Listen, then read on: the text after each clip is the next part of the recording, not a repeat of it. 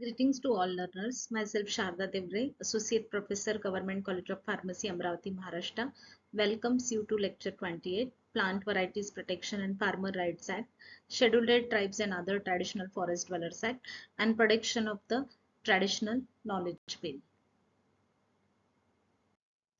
Like other intellectual property rights, the development of the plant varieties also need the skill, intellectual, the investment of the money as well as the time, and hence the farmers or the breeders' right was in need of the effective system, and this particular act has provided such a system as well as encouraged for the development of the new varieties of the plants by the farmers as well as the plant breeders.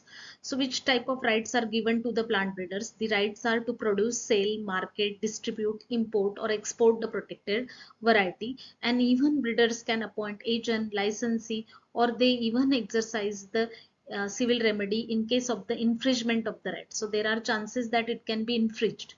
Now in case of the researchers right, they can use any of the registered variety for conducting the experiment or research, and this includes the use of the variety as an initial source of variety for the purpose of developing the another variety, but repeated use needs the prior permission of the registered breeders.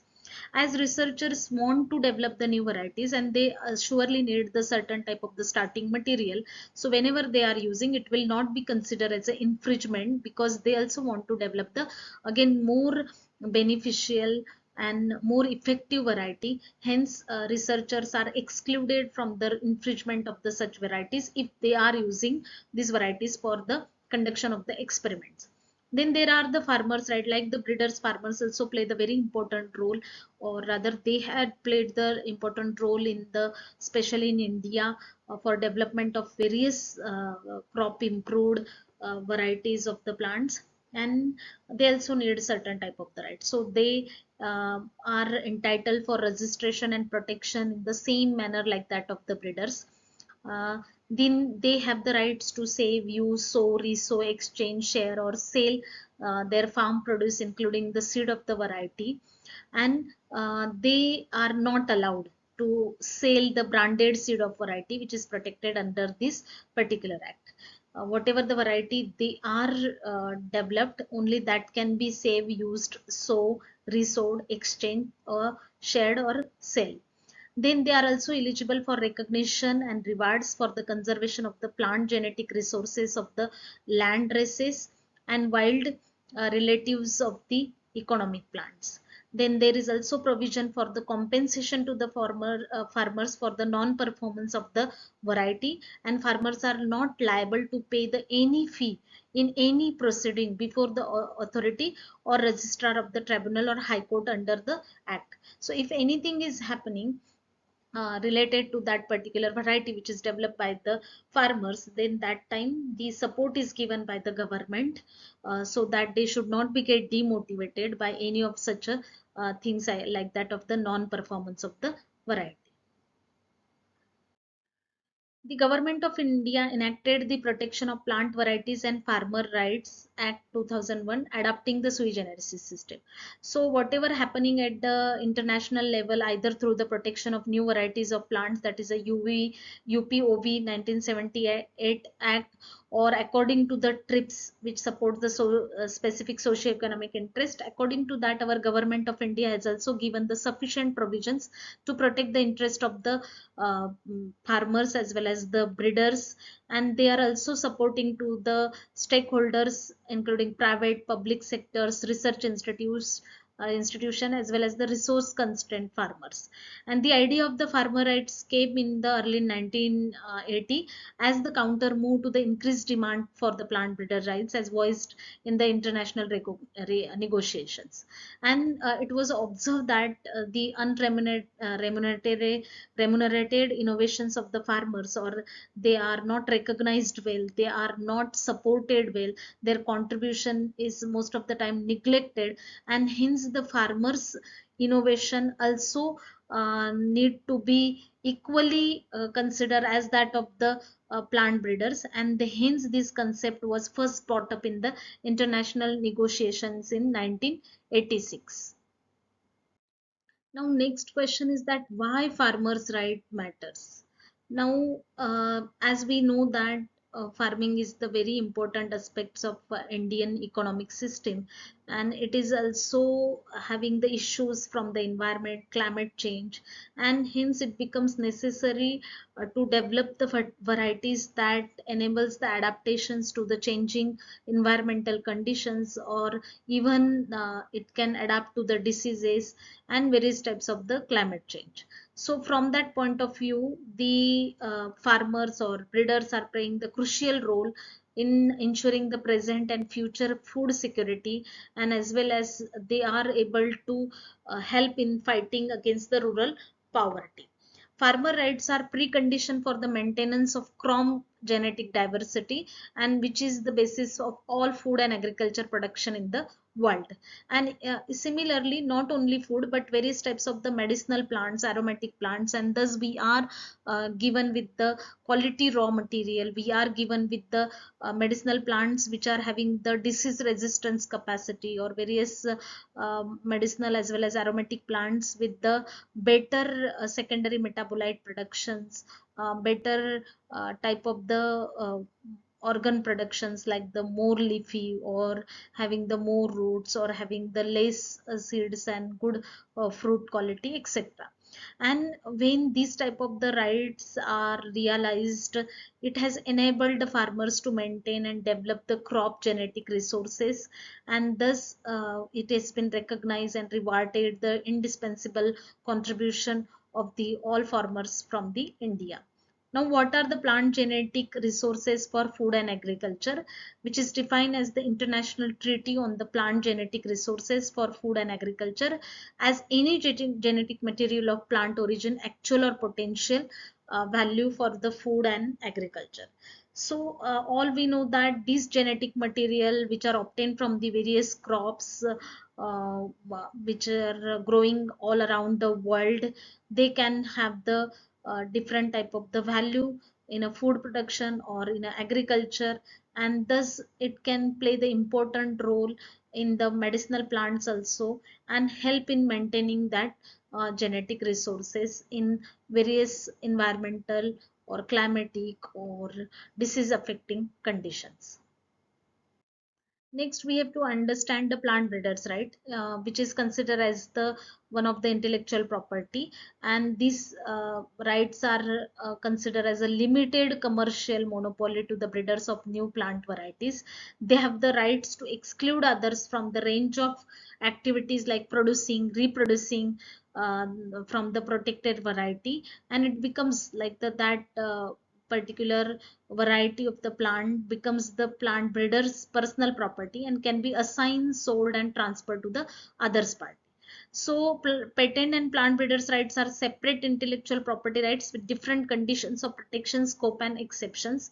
And breeders can use the plant breeders' rights, or patents, or trademarks, or other forms of intellectual property rights, or combination to the extent that such a systems are available as per the territory concerns or regulatory aspects.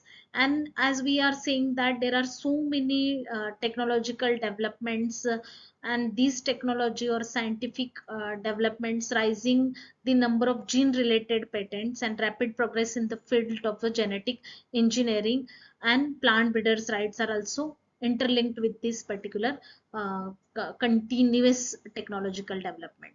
Now, the history of the plant breeders right is that the existence of the protection of new varieties of the plant convention can be attributed largely to the two organizations. One is the International Association for the Protection of Industrial Property, and the International Association for Plant Breeders is the second one.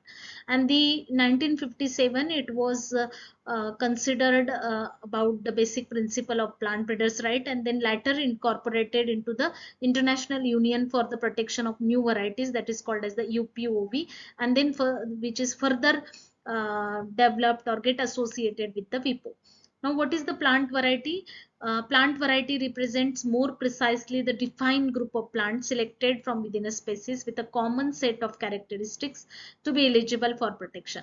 Obvious, when we are saying that the new variety or plant variety, then it should have the specific type of the characteristics, and this new variety must be shown to be distinct, uniform, and stable. It should be distinct from its closely related species. We can easily identify it. It should show the uniform type of the growth or uniform type of the characteristics, and whatever the characteristics for which it is developed, it is considered the distinct, that characteristic should be stable. In comparative trial, the variety must be clearly distinguished from any other variety, and the existence of which is a matter of the common knowledge. And it should be stable for many years so that we can get the benefits of such a plant variety. Then and then this plant variety will be get registered if it is distinct, uniform, and stable. Next, it is that what are the plant breeders' rights? So, plant breeders' rights are used to protect the new varieties which are distinguishable, uniform, and stable. And this gives the owner exclusive rights where he can commercially use it, sell it, then produce it, or distribute it, or receive the royalties from the sale of the plants. So, for how many years these rights valid? So, up to 25 years for trees and vines, and for 20 years for the other species generally throughout the world. But in India, trees and vines 18 years from the date of enrollment of the assortment, and on account of surviving the assortment, on account of surviving the assortments, 15 years from the date of the warning of the assortment by the central government, and in other cases 15 years from the date of enrollment of the assignment. So 15 to 18 years is commonly the duration or protection term for the plant varieties. After registration, the certificate of registration is issued, and which is valid for 9 years in case of trees and vines, and 6 years in case of other crops, and further it can be renewed with a renewal fee, and subject to the conditions related to the total period of validity, which should not exceed to the 18 years in case of the trees, vines, and 15 years in case of the other plant varieties, as well as seeds. Okay. Now, why is the plant variety protection necessary? Obvious, whenever means in farmers' right, so we have seen that the farmers also need to contribute in a development of the plant varieties. They also need the great skill, knowledge, then significant investment of the land, specialized equipments, or if they are scientifically more sound than greenhouses, growth chambers, laboratories, skilled and scientific manpower. And obviously it takes a long time to develop the successful plant variety. So again, that after development of such a plant varieties in 10 to 15 years, most of the varieties are not found successful, and then there further research need to be continued. And after getting this all the investment, it is necessary that they should be rewarded with certain return on their investment. And to balance the their investment and to get the benefits to the society, to the world, it becomes necessary to give the such a type of the plant variety protection rights.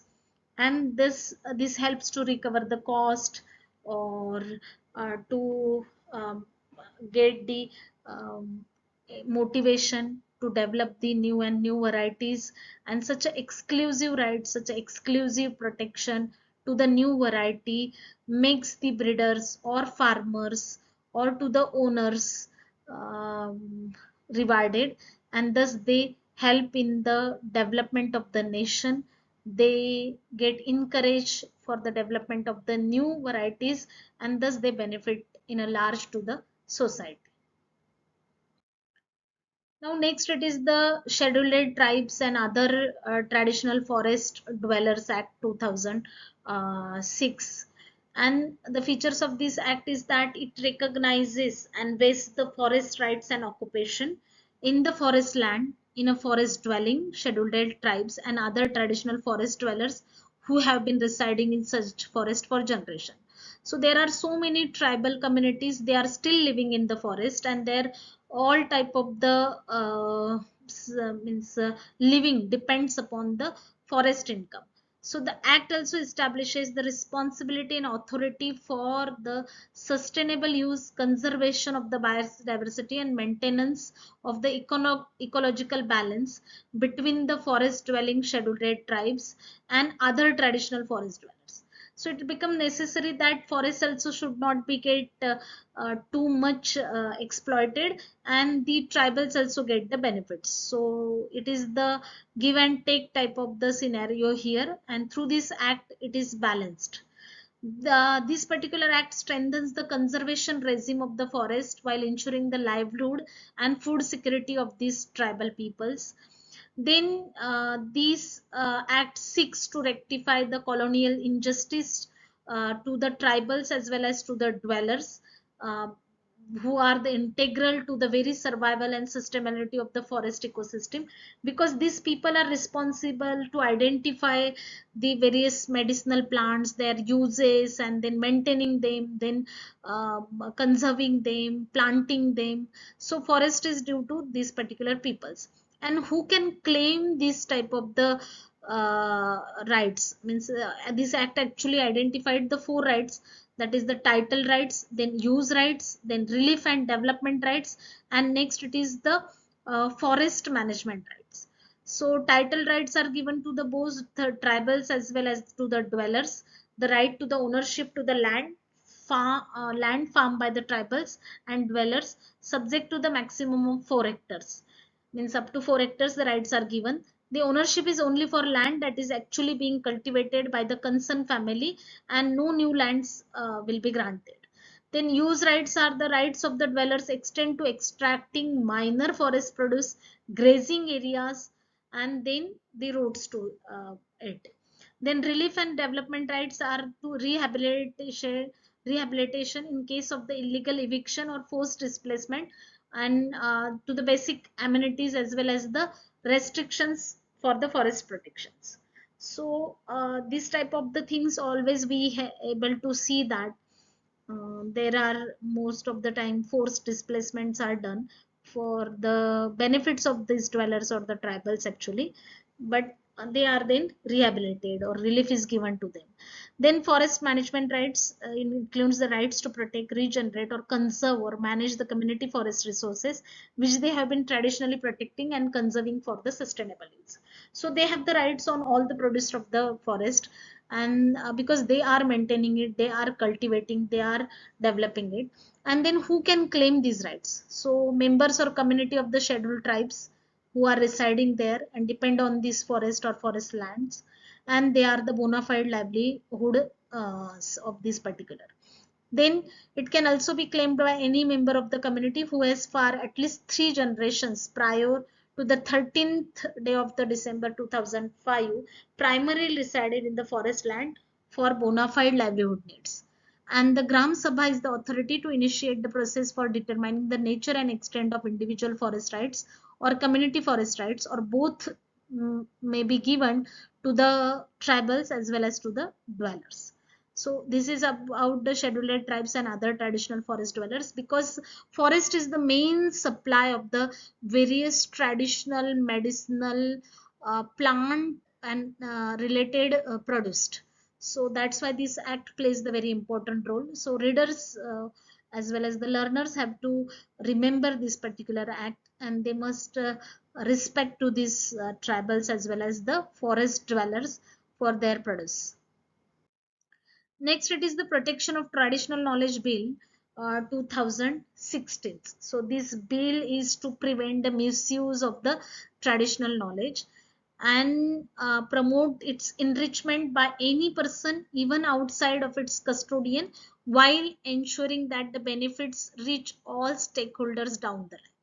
The bills does not intend to create any rights but recognizes the traditional knowledge holders communities as a custodians of traditional knowledge, because traditional knowledge is passed by generation to generation, and most of the time it is not written, it is not proof and all this. So it is communicated, verbally communicated from generation to generation, but it is there. So it becomes necessary that these traditional knowledge holders must be recognized. While the ownership is attributed to the states or union territories, if particular traditional knowledge is practiced in many states or union territories, then the respective government shall be deemed to have the joint ownership and equal and undivided share on any claim or interest in that traditional knowledge. So most of the times it happens that the traditional knowledge related to the various cultivation techniques or various food or medicinal product development. It is owned by the many communities residing in the different states. So together joint ownership can be given to them. Then union has the absolute right, that is to recognize the complete and absolute right of the Union of India over the entire gamut of the traditional knowledge that exists within its national territory and seeks to reward the indigenous communities.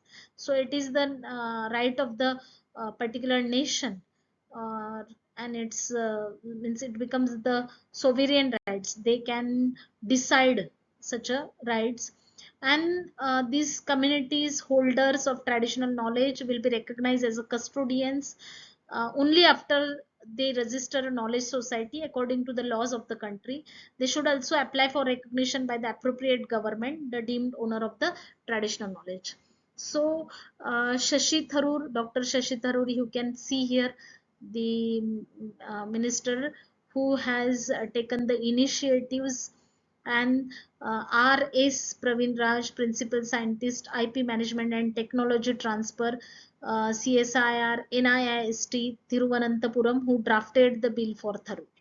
So these two people have developed this particular bill, and it is particularly having the very specific rights and very important aspects, because we have seen that so many of our Indian traditional knowledge is getting protected in various European, American countries, Western countries. Neem and basmati or turmeric are very few examples. There are lakhs of examples of exploitation of the Indian traditional knowledge, and from that viewpoint of this particular bill is will play surely the very important role. Okay, so here in this they have mentioned that knowledge society must be there. A knowledge society is defined in the bill as a group of people or family, whether indigenous, tribal or otherwise, residing within the boundaries of the national territory, who may be identified as a separate group from other groups or other members of the society by reason of their exclusive association with one or more forms of the traditional knowledge, and they can constitute itself as a legal entity, as a trust society or company. You here you can able to recall the Kani tribes example, and this particularly based on that also. And thus this bill also proposes the administrative framework such as the national authority on traditional knowledge and state boards to manage the traditional knowledge. So this is also the very important and uh, most awaited bill on the traditional knowledge. So herewith in this particular lecture 28, we have studied the various important rights which are very similar to the intellectual property. Exactly not like that, but still they are giving the recognition, reward to the farmers' skill, uh, plant breeders' contribution, to the tribals or forest dwellers' contribution in development of various traditional knowledge, conserving that traditional knowledge and producing the various medicinal aromatic produced from this. So thank you.